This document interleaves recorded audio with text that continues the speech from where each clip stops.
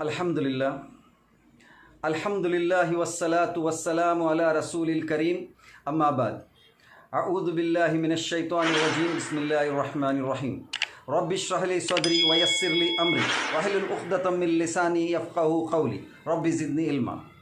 दोस्तों, मैं एक हदीस का मफ़हूम पढ़ता हूँ। जाबिर बिन अब्दुल्ला रज़ी अल्लाहु अन्हु से रिवायत है कि रसूलुल्लाह सल्लल्लाहु अलैहि वसल्लम अपने खुतबे में अल्लाह सुब्हानहु व तआला की हम्द और सना बयान फरमाते हैं जैसा कि उसका हक है। फिर आप सल्लल्लाहु अलैहि वसल्लम फरमाते हैं, जिसको अल्लाह सुब्हानहु व तआला हिदायत दे उसको कोई गुमराह करने वाला नहीं, और जिसको अल्लाह सुब्हानहु व तआला गुमराह कर दे उसको कोई हिदायत देने वाला नहीं। बेशक सबसे सच्चा किताब अल्लाह की किताब है और सबसे बेहतर तरीक़ा मोहम्मद सल्लल्लाहु अलैहि वसल्लम का तरीक़ा है। और सबसे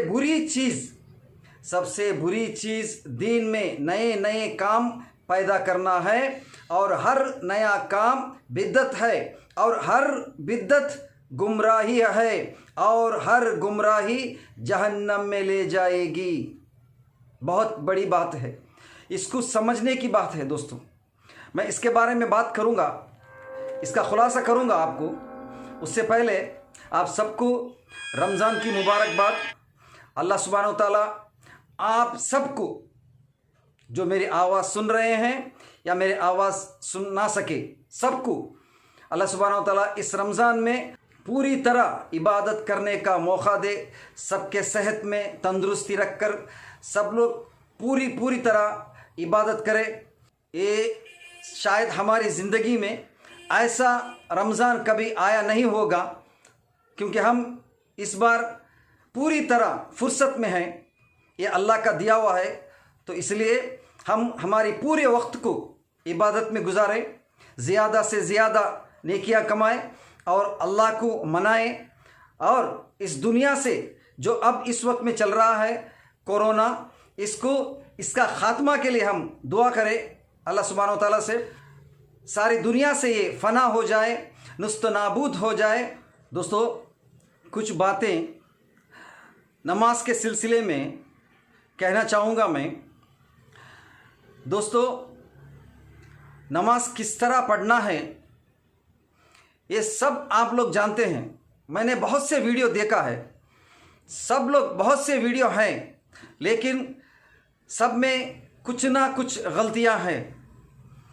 और मैं ये सब चीज़ें आपको यहाँ बयान कर आप सुनकर सही करना ये आपके लिए भी मुश्किल है।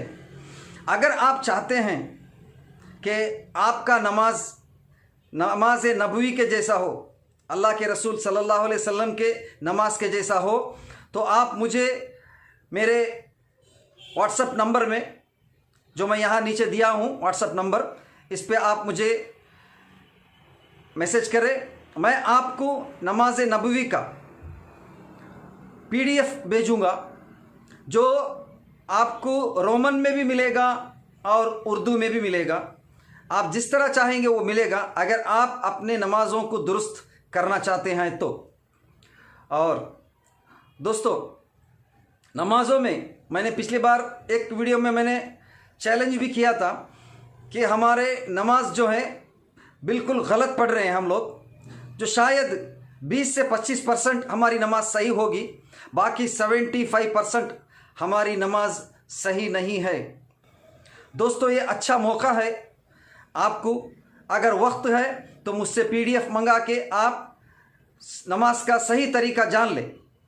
दोस्तों, नमाज के अंदर नमाज किस तरह पढ़ना है सब वो PDF में आपको मिलेगा।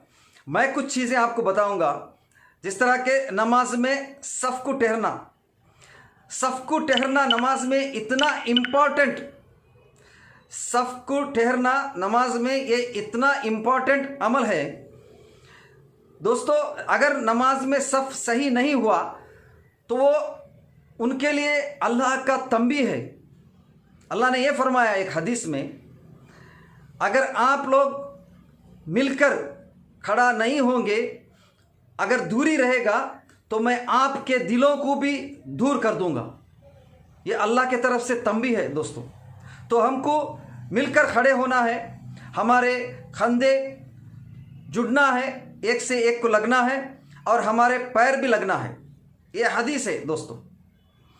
और दोस्तों, नमाज शुरू होने के बाद में कभी कभी ऐसा होता है कि हमारे भाइयों का या हमारा खुद का मोबाइल बजने लगता है, लेकिन हमारे दोस्त सोचते हैं कि अगर मैं हाथ तोड़कर यानी हाथ छोड़कर मैंने मोबाइल निकाल कर रिंग ट्यून ऑफ किया तो मेरे नमाज में शायद गलती हो, मेरी नमाज सही ना हो, शायद ये सोचते होंगे।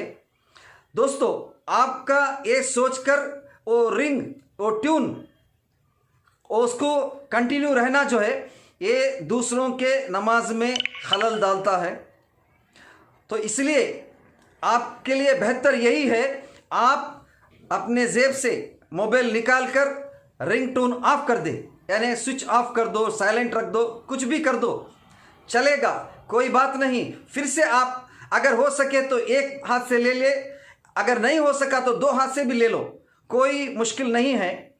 क्योंकि अल्लाह के रसूल सल्लल्लाहु अलैहि वसल्लम जब नमाज पढ़ते थे तो उनके नवासे जब आते थे तो उनको उठा के पकड़कर अल्लाह के रसूल नमाज पढ़ते थे, ये हदीस है। और रुकू सुजूद में वो बच्चों को नीचे बिठाकर रुकू सुजूद करते थे। इसलिए अगर कोई भी चीज़ हमारे नमाज में खलल डालती है तो उसको हम साफ कर सकते हैं।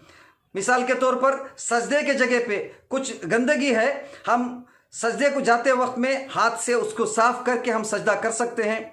या हमें नमाज के दौरान अगर हमारे नाक से सर्दी आ रही है तो हम जेब से टिश्यू निकाल कर साफ कर सकते हैं, इसमें कोई गलती नहीं है। गलती अगर ऐसा होगा कि अगर हम नहीं निकाले, वो गिर जाए मस्जिद के अंदर, ऐसे वक्त में वो गलत होगा।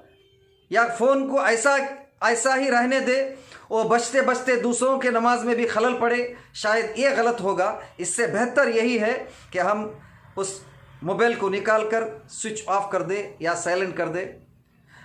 और दोस्तों, ये नमाज के अंदर है। अब मैं जो हदीस पढ़ा हूँ इसको बहुत गौर करने की चीज़ है दोस्तों। शायद ये बहुत से लोगों के जहन में ये बात नहीं आएगा और नहीं मानेंगे बहुत से लोग, क्योंकि लोगों की आदत है हदीस को छोड़कर अमल करना।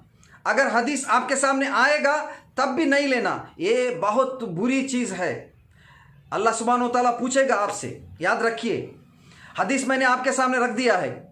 कोई भी नया काम दीन समझकर अगर करना, ये बिद्दत है। और हर बिद्दत में कोई छोटा बड़ा नहीं है, हर बिद्दत गुमराही है और हर गुमराही आपको जहन्नम ले जाएगी।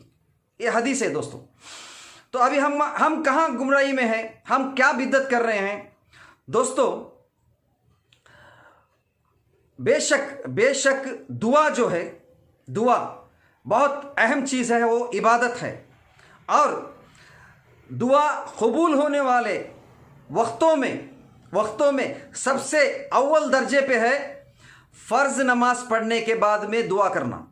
लेकिन दोस्तों, फ़र्ज़ नमाज पढ़ने के बाद में दुआ जो कबूल होता है वो अकेले का दुआ, यानी आपका अपना दुआ जो आप खुद करेंगे। दुआ अल्लाह सुब्हानहू व तआला से आप खुद दुआ करेंगे, जो भी आपको मांगना है अल्लाह से मांगेंगे, ये आपके लिए सही है। जामिया दुआ नहीं है दोस्तों, मेरे बात को समझो। जामिया दुआ नहीं है जो आज हिंदुस्तान, पाकिस्तान, बांग्लादेश के बहुत से मस्जिदों में होता है। जामिया दुआ, एक बात याद रख लीजिए दोस्तों, इमाम साहब जो फ़र्ज़ नमाज के बाद में जो हदीसें हैं क्या क्या पढ़ना है, जैसे कि अल्लाहु अकबर, अस्तगफिरुल्लाह अस्तगफिरुल्लाह अस्तगफिरुल्लाह, उसके बाद में जो दुआ है, उसके बाद में आयतुल कुर्सी है, उसके बाद में 33 टाइम्स का जो पढ़ना है, ये सब को परे रखकर हमारे मौलाना कुछ ही वक्त में दुआ पढ़ने शुरू करते हैं। दोस्तों ये सही नहीं है। जामिया दुआ का जिक्र कहीं भी हदीस में नहीं है। दोस्तों फ़र्ज़ नमाज के बाद में जामिया दुआ का जिक्र कहीं भी हदीस में नहीं है। मेरा कहना यह है, कोई भी बात फ़र्ज़ नमाज के बाद में दुआ पढ़ने वाला हमको हदीस में भी नहीं मिला, ना किस्सों में भी नहीं मिला। और दोस्तों अगर जमात नमाज ख़त्म होने के बाद में जामिया दुआ अगर है, अगर ये कबूलियत में है, तो अल्लाह के रसूल सल्लल्लाहु अलैहि वसल्लम ज़रूर अपने वक्त में करते और हमें कहते, और आज का मक्का मदीना जो हमारा मरकज़ है यहाँ होता, यहाँ कहीं भी नहीं है। दोस्तों ये बात शायद बहुत से लोगों को पता नहीं है। सब सोचते हैं सब जगह है, मक्का मदीना में, काबा में, सब जगह है। नहीं है, कहीं भी नहीं है। सिर्फ यहाँ हिंदुस्तान, बांग्लादेश, पाकिस्तान में है दोस्तों। इसलिए जामिया दुआ नहीं है। और हम जिस मस्जिद में जाते हैं, जब मौलाना जामिया दुआ पढ़ते हैं, हम उठकर चले आते हैं, तो लोग सोचते होंगे ये कैसा मुसलमान है, दुआ पढ़ने के लिए नहीं बैठता। दोस्तों हम कैसे बैठेंगे? ये दीन में लाया हुआ नया काम है, ये बिद्दत है। और इस बिद्दत को हम कैसे सपोर्ट करेंगे? उस बिद्दत में हम कैसे बैठेंगे? वहाँ पे हम भी उसमें कैसे शामिल हो जाएंगे? इसलिए हम उठ के आते हैं। तो दोस्तों आज के बाद आपको भी इस बिद्दत में शामिल होना नहीं है, वरना ये आपको जहन्नम ले जाएगा। दोस्तों मैंने हदीस आपके सामने रख दिया, उसके कुछ खुलासा भी आपके सामने रख दिया। और हमारा मरकज़ जो है, इस्लामी मरकज़ मक्का और मदीना, इस मस्जिद में भी ये दुआ नहीं होता है, ये भी मैंने आपको बता दिया। इसके बाद में भी अगर आप ज़िद पर इस दुआ में शामिल होते हैं, इमाम के दुए पे आप आमीन कहते हैं, तो आपको जवाब देना पड़ेगा अल्लाह सुब्हानहू तआला को। आगे मैं इंशाअल्लाह अब मेरे अगले वीडियो में टोपी और लिबास के मामले में भी बात करूँगा। और मेरे इस चैनल को आप सब्सक्राइब कीजिए, तो मेरा अगला वीडियो का नोटिफिकेशन आप तक आ जाएगा, आप देख सकते हैं। अगर ये मेरा वीडियो पसंद आया आपको, तो आप अपनों को शेयर कीजिए। पसंद नहीं आया, आपको कुछ कहना है, तो मेहरबानी करके नीचे कमेंट में आप लिख दीजिए। इंशाअल्लाह मैं अगले वीडियो में आपके कमेंट का जवाब दूंगा। दोस्तों जज़ाकल्लाहु खैरन। अस्सलामु अलैकुम व रहमतुल्लाहि व बरकातुहू।